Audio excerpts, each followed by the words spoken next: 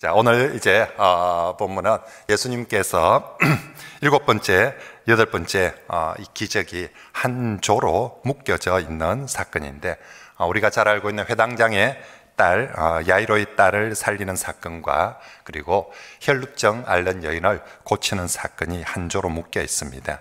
오늘 본문 시작은 예수님께서 이 회당장의 딸을 살려주시러 고쳐주시러 가는 길에 혈루병 걸린 여인이 중간에 끼어 들어와서 고침을 받고, 그리고 난 다음에 예수님께서 다시 회당장 딸을 고쳐주시는 사건으로 이어지고 있습니다. 성경에 간혹 이런 구조가 나오는데, 어떤 얘기를 하다가 중간에 뭐가 끼어들고 다시 그 얘기로 돌아가는 구조, 이런 구조를 샌드위치 구조라고 합니다. 샌드위치가 빵 위에 빵, 아래 빵이 있고 중간에 다른 이렇게 맛을 내는 물질이 들어있는 것처럼, 오늘 본문이 처음 이야기가 있고 바로 이야기로 끝나는 것이 아니라 중간에 어떤 이야기가 끼어들고 그리고 다시 처음 이야기로 마무리되는 이런 구조로 되어 있습니다. 여러분, 우리가 샌드위치 빵 먹을 때 어떻게 합니까? 위에 빵 따로, 속에 것 따로, 또 밑에 것 따로 그렇게 먹습니까? 그렇지 않거든요. 샌드위치 빵을 그렇게 만들어 줄 때는 이거는 한꺼번에 와삭 씹어 먹어야 제대로 맛을 느낄 수 있도록 그렇게 샌드위치를 만들어 놓았습니다. 오늘 성경 본문도 마찬가지인 거죠. 이 이야기 하다가 중간에 이거 끼어들고 다시 이 이야기, 왜 이렇게 구조를 만들어 놓았을까요? 그냥 이 이야기였으면 이 이야기 끝까지 쭉 가고 또 다른 이야기 하면 되는데, 분명히 의도적으로 이 이야기 하다가 중간 이야기 끼워넣고 다시 이렇게 한다는 것은, 이것도 샌드위치처럼 성경을 읽을 때, 설교를 할 때, 이해를 할 때 한꺼번에 와싹 전체 다 같이 씹어 먹어야, 같이 듣고 같이 이해해야 제대로 이 본문의 이 말씀의 맛을 이해할 수 있다라고 그렇게 이렇게 만들어져 있는 것입니다. 자, 그러면 이 두 사건은 왜, 다른 사건들은 따로 있는데 이 일곱 번째, 여덟 번째 사건은 왜 이렇게 샌드위치 구조로 같이 이렇게 묶어 놓았을까요? 이 두 사건을 하나로 묶는 공통 분모가 무엇입니까? 먼저는 두 사건 모두 여인의 치유 사건입니다.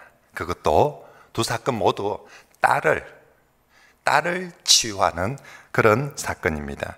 마가복음과 누가복음에는 이 여인이 회당장 야이로의 딸이라고, 마가복음에는 회당장이라고 소개하고 누가복음에는 그 회당장 이름이 야이로라고 소개하고, 그래서 회당장 야이로의 딸이라고 소개가 됩니다. 그리고 혈루병 걸린 여인은 22절 말씀해 보니까 예수님께서 딸아라고 불러주십니다. 그래서 회당장 야이로의 딸, 주님의 딸, 이 두 딸의 치유 사건입니다. 심지어는 이 두 여인이 횟수도 똑같습니다. 마가복음에는 그 야이로의 딸이 12살이었다라고 소개합니다. 그리고 오늘 본문에 혈루병 걸린 여인은 몇 년을 앓았다고요? 12년을. 이건 아주 의도적입니다. 사실은 그 아이가 12살인지 기록 안 해도 별 상관없거든요. 그냥 죽은 아이가 살아났다 이래도 되는데, 성경은 꼭 집어서 걔가 12살이었다라고. 그리고 이 혈루병 걸린 여인은 꼭 집어서 12년 동안 병아리를 했다라고. 그래서 이 두 여자를 같은 봉송으로 묶어 놓고 있습니다. 이처럼 이 두 사건이 많은 부분에 있어서 공통점을 가지고 있어서 샌드위치처럼 묶어놨는데, 그 중에서도 아주 우리가 오늘 본문에서 가장 강조하는 공통점은 두 여인 모두 죽은 사람이라는 것입니다. 그래서 오늘 본문 사건은 죽은 여인, 죽은 사람을 살리신 사건입니다. 18절의 말씀처럼 야이로의 딸은 실제로 죽은 소녀, 죽은 여인이고요. 그리고 혈루병 여인은 사회적으로, 제의적으로, 그리고 여성적으로 죽은 여인입니다. 혈루병이란 것은 여자의 하혈이 멈추지 않고 계속 흐르는 병입니다. 구약 성경에는 이런 병들을 일괄해서 유출병이다라고 부릅니다. 여인에게는 문둥병 같은 정말 치명적인 병이, 바로 문둥병은 모든 사람들에게 죽음의 병이었습니다. 여자에게는 유출병이 문둥병과 같은 죽음의 병이었습니다. 당시 혈루병은 여러 병들 중에 지금 우리 코로나처럼 전염성이 강한 병으로 분류되었습니다. 어떤 남자도 가까이 해서는 심지어는 이렇게 생리를 하고 월경을 하는 여자도 남자를 가까이 하지 말라고 하는데, 이건 뭐 유출병이니까 이건 절대로 가까이 해서는 안 됩니다. 심지어 남편조차도 오염되고 전염되어지기 때문에 가까이 해서는 안 됩니다. 결국 혈루병이 걸렸다는 것은 남편으로부터, 가장 가까이 있는 남편으로부터 죽은 여자 취급을 받습니다. 물론 사회적으로 문둥병과 같이 사회적으로 격리가 되고 사회적으로 이미 사형 선고를 받는 거게 됐죠. 유출병은 부정한 것 중에서도 부정한 것으로 취급되어서 구약 성경에 시체, 유출병, 문둥병, 동급입니다. 시체 절대로 가까이 해서는 안 되는 것 중에 하나고요. 문둥병자들 다, 그리고 유출병도 똑같습니다. 그러니 이 여자는 겉으로는 살아있지만 실제로는 시체와 같이 주변 사람들한테 죽은 여인처럼 그렇게 취급을 당하는 사람이 바로 이 여자입니다. 게다가 유출병은 제의적으로 너무너무 부정하여서 도저히 예배의 자리에 나올 수 없는 그런 사람, 그래서 종교적으로도 죽은 사람입니다. 그것도 한 해, 두 해가 아니라 몇 년 동안요, 12년을. 우리가 지난번 코로나 사태 때문에 예배당에서 예배를 드리지 못하는 기간들 한 달들 갈 때 얼마나 힘들었습니까? 우리가 신앙 있는데, 하나님 믿는데 예배하지 못한다, 예배의 자리에 나아가지 못한다, 얼마나 힘든 일입니까? 근데 그걸 이 유출병 여인이 하루 이틀이 아니라 12년을 예배의 자리도 나아가지 못한다. 이건 사실은 어떤 죽음보다도 더 힘든 죽음입니다. 너무 오래, 우리도 제가 정말 우려하고 염려하는 게, 자꾸만 이런 식으로 예배가 폐지되어지고 못하게 하고 자꾸 안 오고 교회를 안 오고 예배를 안 드리고 그렇게 하다 보면 그게 습관화되어지면 이 게으른 죄악된 인간들이 그게 길들여지거든. 그러면 우리 영이 다 죽어버리게 되기 때문에 정말 위험한 것이죠. 그런데 정말 이 여인도 그렇게 12년을 하나님을 예배하지도 못하고 살아가고 있다.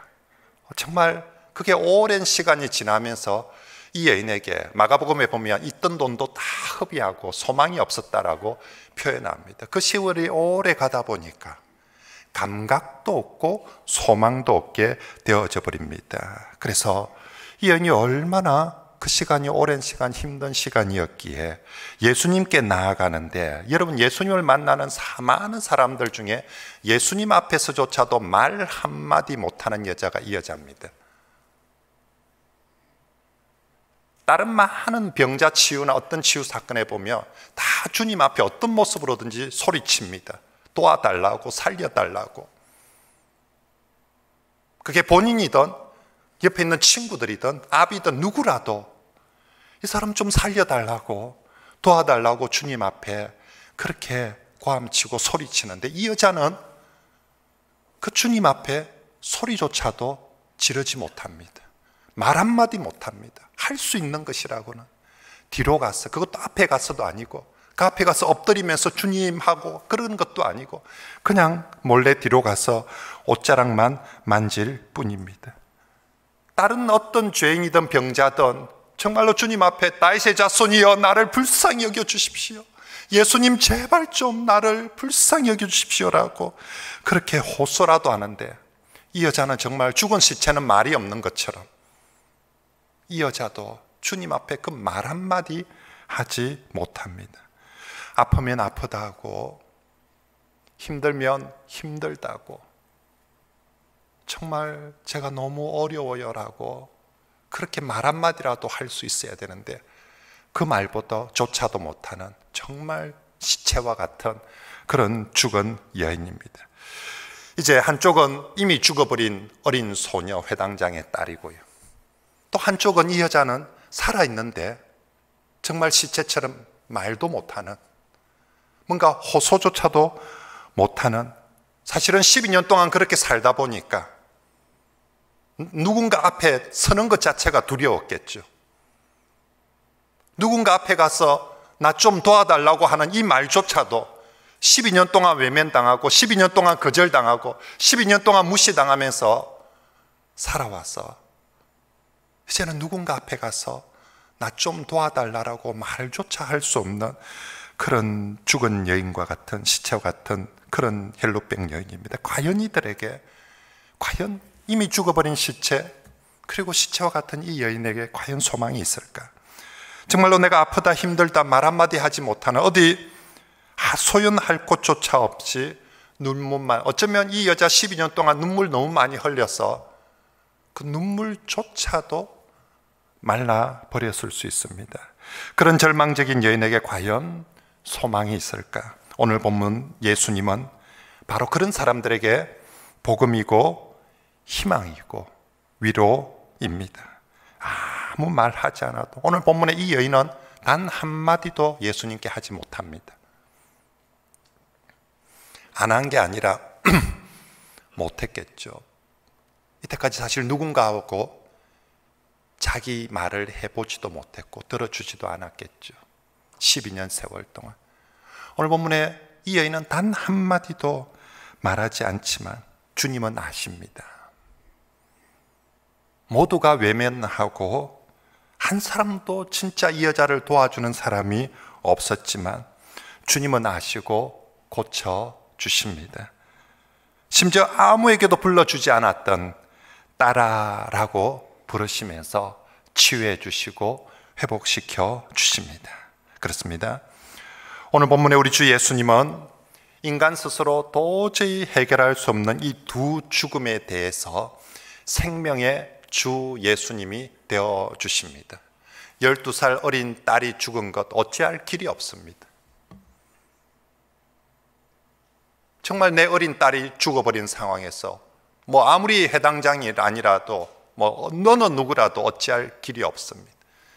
이미 12년을 죽음과 같은 세월을 지내버린 그 여인에게도 이제 어찌할 길이 없는 정말 절망적인 그곳에 우리 주님이 생명의 주 예수 그리스도가 되어주는 거죠. 마귀가 가진 가장 강력하고 치명적인 무기인 죽음을 이기고 살리시고 회복시켜 주시는 생명의 주 예수님, 인간이 치러야 되는 죄값 중에서 가장 고통스럽고 두렵고 무서운 죄값인 죽음의 문제를 치러주시고 해결해 주시는 생명의 주 예수님, 인간의 그것이 육체의 죽음이든 이 여인과 같은 질병으로 인한 사회적 죽음이든 또 죄의적 죽음이든 어떠한 형태의 죽음이라 할지라도 살려주시는 생명의 주 예수님이십니다. 앞서 우리가 1번부터 6번까지의 기적들을 보았습니다. 예수께서 문둥병도 고쳐주시고 중풍병자도 고쳐주시고 바람과 바다도 잠잠케 해주시고 귀신도 내어 쫓아주시고 많은 기적들을 보여주셨습니다. 하지만 그 모든 기적들보다 더욱더 강력한 기적은 죽은 사람도 살려내시는 기적인 줄 믿습니다. 이 땅에 어느 누구도 감히 어느 누구도 죽은 사람을 살려낼 수 없지만 예수님은 생명을 창조하신 분이시기 때문에 어떤 죽음에서도 다시 살려내시고, 심지어는 예수님 자신도 죽음에서 부활하여서 이겨내시고 승리하신 줄 믿습니다. 주 예수님이 생명을 창조하신 생명의 주이시고, 어떤 죽은 시친에게도 사람에게도 생명을 수여하시고 부여하시는 생명의 주이시기 때문에 어린 소녀의 죽음도, 그리고 이미 오랫동안 12년이나 죽음의 고통을 당하고 있는 그 여인도 생명의 주 예수님이 살려내시는 줄 믿습니다. 여러분, 우리 사람들에게 죽음이란 게 무엇입니까? 죽음이란 것은 모든 것이 끝나버린 상황입니다. 그래서 더 이상 어떤 방법도 그리고 어떤 희망도 없는 것이 죽음입니다. 특별히 본문의 회당장의 딸처럼 어린 나이에 죽은 건 더 안타깝지요. 정말 어린 나이에 죽음을 맞은 것은 더 안타깝고, 그리고 혈루병 여인처럼 12년 동안이나 죽음의 세월을, 고통을 겪는 사람도 절망적입니다. 정말 아무런 희망도 없고, 이 여인에게 안타까움은 기댈 언덕이 없다는 거죠. 이렇게 힘들 때 어딘가 기댈 곳이 있어야 되고, 어딜까 소연하는 곳이어야 되는데, 결국 예나 지금이나 이런 상황이 되면 스스로 목숨을 끊게 되는 그런 상황이 벌어지죠. 사람이 힘들어서 목숨을 끊는 게 아니라 하소연할 데가 없을 때, 어디라도 지푸라기도 잡고 기댈 곳이 있어야 되는데 그 기댈 곳 하나가 없을 때 사람들이 생을 포기하지 않습니까? 하지만 그럴 때 성도 여러분, 우리에게도 혹여나 그런 아픔이, 그런 죽음과 같은 어려움이 올 때 오늘 말씀을 꼭 기억하며 생명의 주 예수님께 나아가시길 바랍니다. 모든 것이 이제 내 딸이 죽어버린 같은 그 정말 절망적인 상황 속에서도 생명의 주 예수님만 계시다면, 그 예수님이 끝났다라고 선언하지 않는다면, 포기하지 않는다면 얼마든지 희망이 있고 소망이 있고 부활이 있는 줄 믿습니다. 주 예수님은 어떤 죽음조차도, 본인의 죽음이든 또 우리의 죽음이든, 죽음과 같은 고통이든 어떤 것에서도 우리를 다시 살려내시고 새롭게 할 수 있는 줄 믿습니다. 그러므로 성도 여러분, 코로나가 또 여러 가지 일들로 인해서 우리 삶이 정말로 절망적일 때 오늘 생명의 주 예수 그리스도 꼭 기억하시고, 우리 성도들 중에서는 아무리 힘들고 어렵다 하더라도 포기하는 사람은 없으면 좋겠습니다. 스스로 어떤 상황에서도 생명을 끊는 그런 성도는 없기를 바랍니다. 우리 청년들, 꿈도 포기하지 마시고요, 그리고 삶도 포기하지 마시기 바랍니다.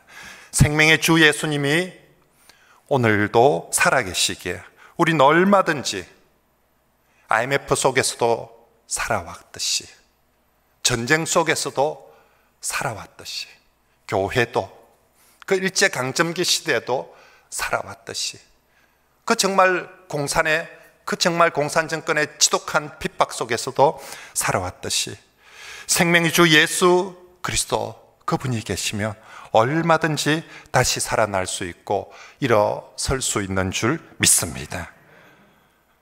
코로나가 쉽게 잠잠해지지 않을지라도 오늘 생명의 주 예수 그리스도를 꼭 기억하시고, 혹여나 저와 여러분들도 이 여인처럼 주님 앞에 기도할 때 뭘 기도해야 될지도 모를 때일지라도 그저 주 앞에 와서 그 옷자락만이라도 붙드는 그런 성도들이 되시길 바랍니다.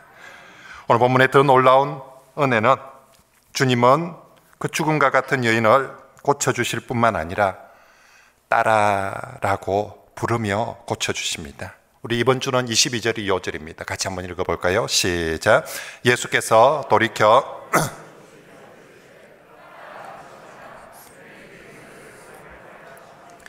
여자가 그 즉시 구원을 받으니라. 아멘. 여러분, 오늘 본문은 성경에서 예수님께서 여인을 향해서 딸아라고 부르는 유일한 장면입니다. 예수님께서 많은 여인을 만나지만 어느 여인을 향해서도 딸아라고 그렇게 부르지는 않습니다. 유일하게 이 여인에게만 딸아라고 불러주십니다. 헬루병 걸린 여인은 여성적으로 사회적으로 죽은 여인이었을 뿐만 아니라 좀 전에 말씀드린 것처럼 더 안타까운 것은 누구에게도 하소연 한마디 할 데가 없는 여인이었습니다. 정말 기댈 언덕이 아무것도 없이고, 그리고 누구도 이 여인을 도와주는 사람이 없었습니다. 그래서 고아와 같이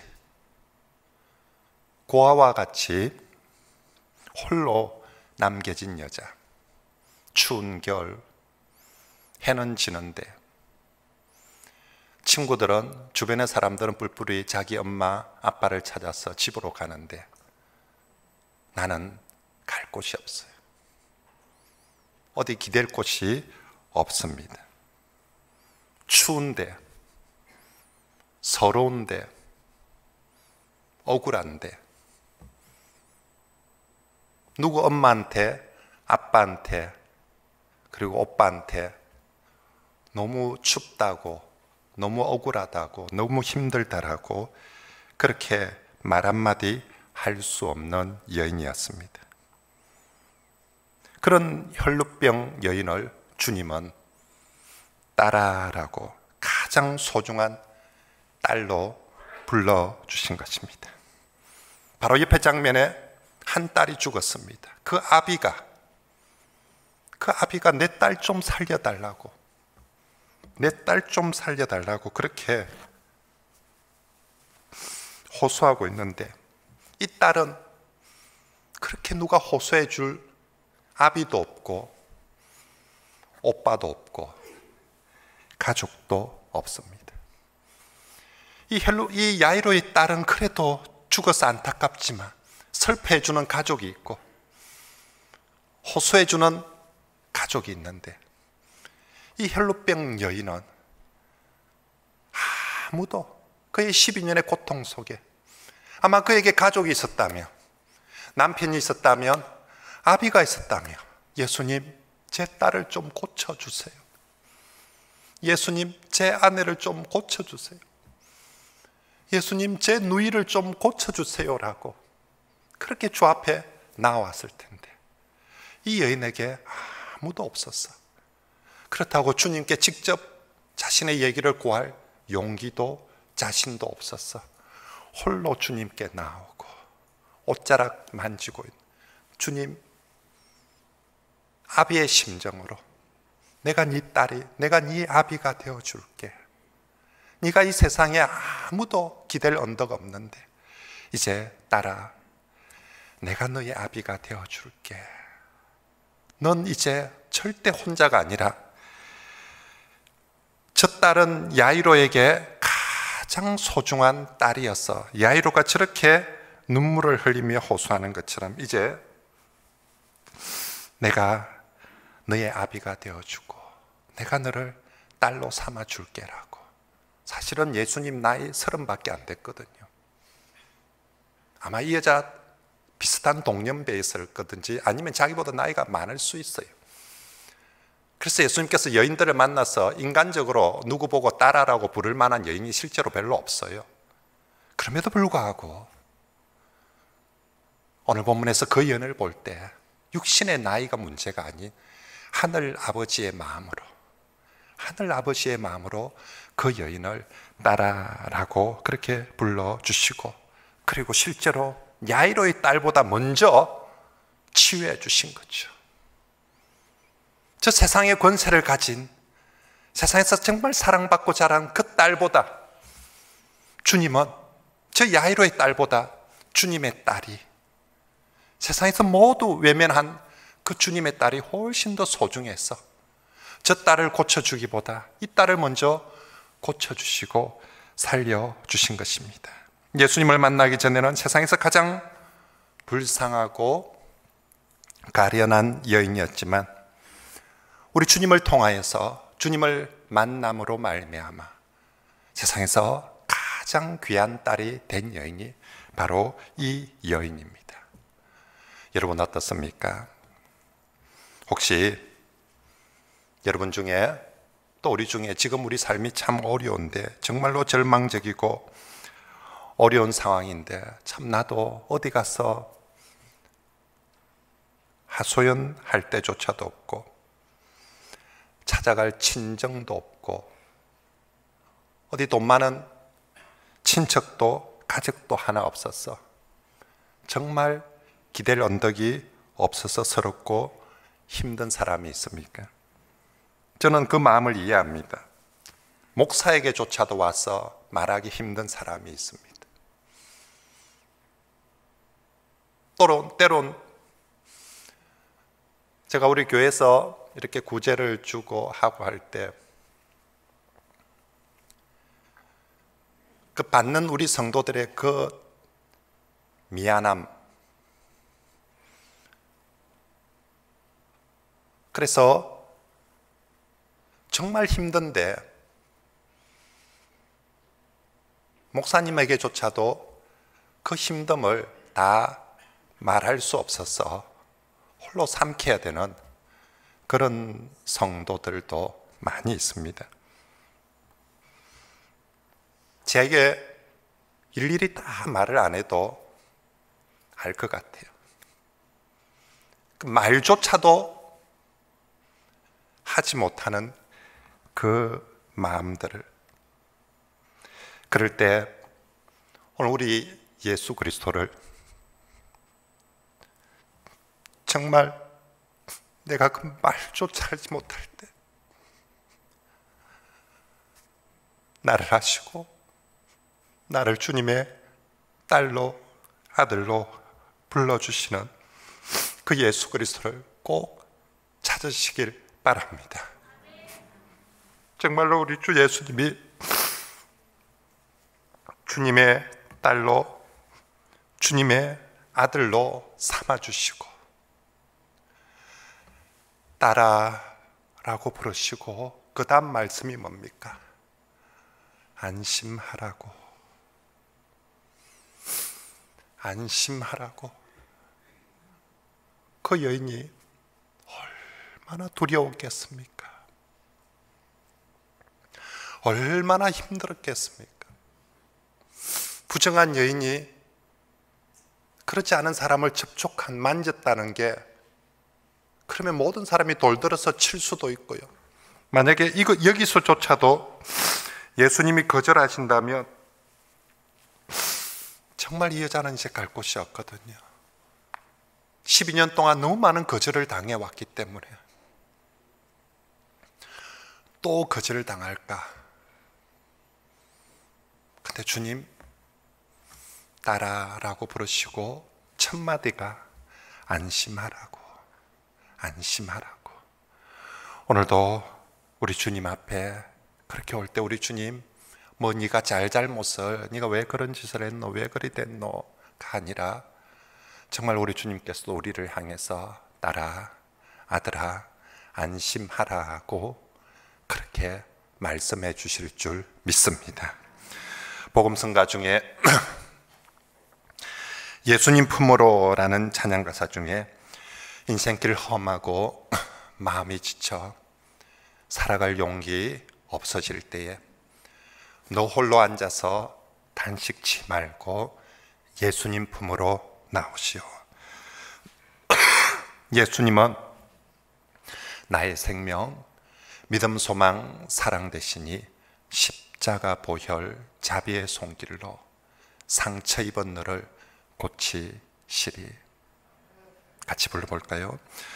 인생길 험하고 마음 지쳐 살아갈 용기 없어질 때 너 홀로 앉아서 단식치 말고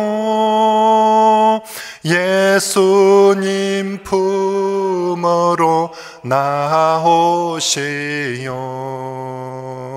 예수님은 나의 생명, 믿음, 소망, 사랑 되시니 십자가 보혈 자비의 손길로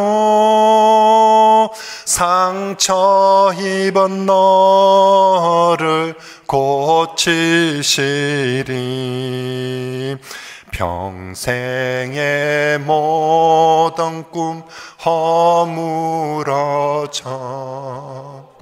세상의 친구 다 떠날 때 어둠에 앉아서 울지만 말고 예수님 품으로 예수님은 믿음, 소망, 사랑 되시니 자비의 손길로 상처 입은 너를 고치시리. 아멘. 어제 설교 준비를 하고 또 이 찬양을 혼자서 부르면서 참 많이 울었습니다. 그러면서 마음에 결심을 했어요. 내일 설교할 때는 안 울어야 될 텐데 내가 독하게 설교를 해야 될 텐데 2절 가사에 보면 평생의 모든 꿈 허물어져 세상의 친구 다 떠날 때 어둠에 앉아서 울지만 말고 예수님 품으로 나오시오. 예수님은 나의 생명입니다. 믿음, 소망, 사랑 되시니 십자가 보혈 자비의 손길로 상처 입은 너를 고쳐주시고 살려주실 줄 믿습니다. 우리 주님 그렇게 딸로 불러주신, 정말 저는 예수님께서 이 여인을 향해서 딸아라고, 아마도 저 죽은 시체로 있는 어린 소녀도 똑같이 그렇게 불러주셨을 텐데 쟤는 아직 못 듣고 그 여인은 들었지 않겠습니까? 아무도 자기를 딸아라고 그렇게 사랑스럽게 불러주는 사람 없는데 예수님께서 그 여인을 딸아라고 불러주셨을 때 정말로 여인은 제가 흘린 눈물보다 아마 거기서 그 여인이 고침받지 못했다 하더라도 그 여인은 좋았을 거예요. 마음이 고침을 받았거든요. 나를 정말 이렇게 받아주시고 딸아라고 불러주는 분이 내게도 이제 기댈 언덕이 있다는 것이 참 좋았을 것입니다. 그런데 오늘 더 놀라운 주님의 은혜는 이 두 여인을 손으로 직접 만져주시며 살려주십니다. 25절 말씀에 예수께서 들어가사 소녀의 손을 잡으심에 일어나는지라. 마가복음 5장에 보면 예수님께서 이 소녀를 향해서 여러분이 알고 있는 그 유명한 달리다 쿰 합니다. 달리다는 소녀라는 뜻입니다. 쿰은 일어나라. 소녀야 일어나라. 아람어입니다. 지금 달리다 쿰 그렇게 외치고 그랬더니 그 소녀를 향해서 달리다 쿰 하니까 소녀가 일어났다라고 마가복음에 기록되는데 오늘 마태복음에는 의도적으로 예수님께서 달리다 쿰 했다라고 하지 않고 그 소녀의 손을 잡아서 일으켜 주십니다. 그리고 헬루병 걸린 여인은 그 여인이 예수님의 몸을 옷자락을 만지도록 허용해 주십니다.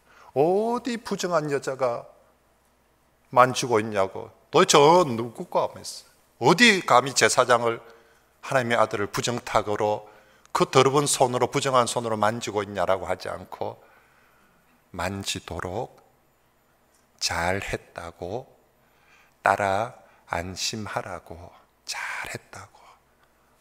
아무도, 여러분 이 두 장면 모두 별거 아닌 것처럼 보지만 당시의 관점에서 정말 이 두 여인에게 얼마나 큰 은혜인지 모릅니다. 두 여자 모두 절대 접촉해서는 안 되는 여인들입니다. 레위기의 정결법에 따르면 시체와 유출하는 여인, 이 두 케이스 절대로 접촉하면 안 됩니다. 그래서 제사장조차도 이 두 케이스 접촉하지 않습니다. 그런데 예수님은 오늘 이 두 케이스 둘 다 모두를 접촉하고 있습니다. 유출하는 여인이 예수님의 옷자락 만짐도 허용해 주시고 또 예수님 스스로 죽은 시체를 직접 만져주시고 일으켜 주십니다. 왜 그렇게 합니까? 그냥 달리다 쿰 하든지 그냥 말 한마디 해도 충분히 치유될 수 있고 또 새롭게 될 수 있는데 왜 예수님 굳이 부정한 그 시체를 만지고 부정한 여인을 접촉하고 있습니까? 그것은 우리 주님의 긍휼과 사랑입니다. 12살의 죽음을 맞은 어린 소녀도 정말 가련한 여인이고 12년이나 헬루병을 앓는 여인도 정말 가련한 여인입니다. 아무도 따뜻하게 손 한번 잡아주지 않는 사람들입니다. 그런 가련하고 불쌍한 절망적인 사람들에게 주님은 고쳐주실 뿐만 아니라 손 잡아 주시는 것입니다. 이 여인이 도대체 얼마 만에 사람의 손을 만져보았겠습니까? 얼마 만에 사람과 그 따뜻한 접촉을 해보았겠습니까?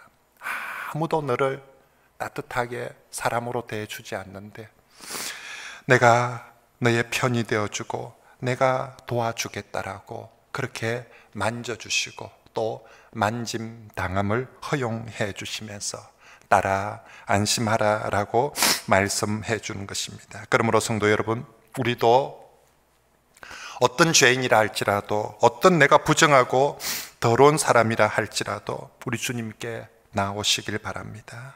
세상 모든 사람들이 손가락질하고 가까이 하지 않으려고 외면하는 사람이라 할지라도 우리 주님은 따라라고 부르실 뿐만 아니라 용납해 주시고 손잡아 주실 줄 믿습니다. 세상에서 가장 따뜻한 그 손길, 아무 말 하지 않아도 손만 한번 잡아줘도, 내 손 한번 꼭 잡아만 주어도 나는 이 어려운 코로나 시절 견딜 수 있을 것 같습니다.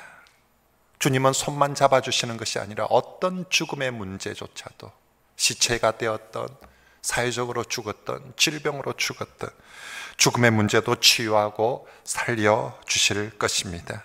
지난주 말씀에서 예수님께서 선언하셨습니다. 나는 의인을 부르러 온 것이 아니라 죄인을 부르러 왔다고. 나는 정결한 사람들만 만나는 것이 아니라 부정한 사람도 부르고 만져주고 고쳐준다라고 말씀하십니다. 가장 거룩하신 예수님이 지금 가장 부정한 여인들을 만져주시는 것입니다.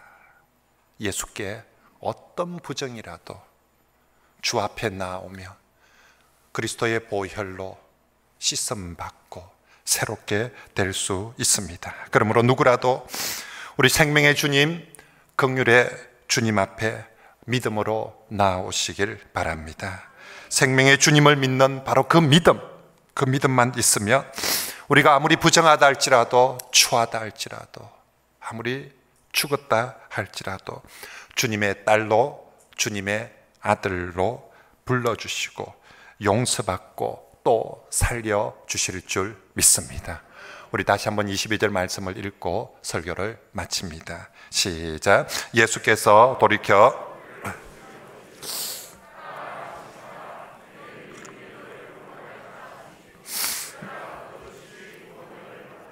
아멘. 우리 말씀을 기억하면서 기도합시다.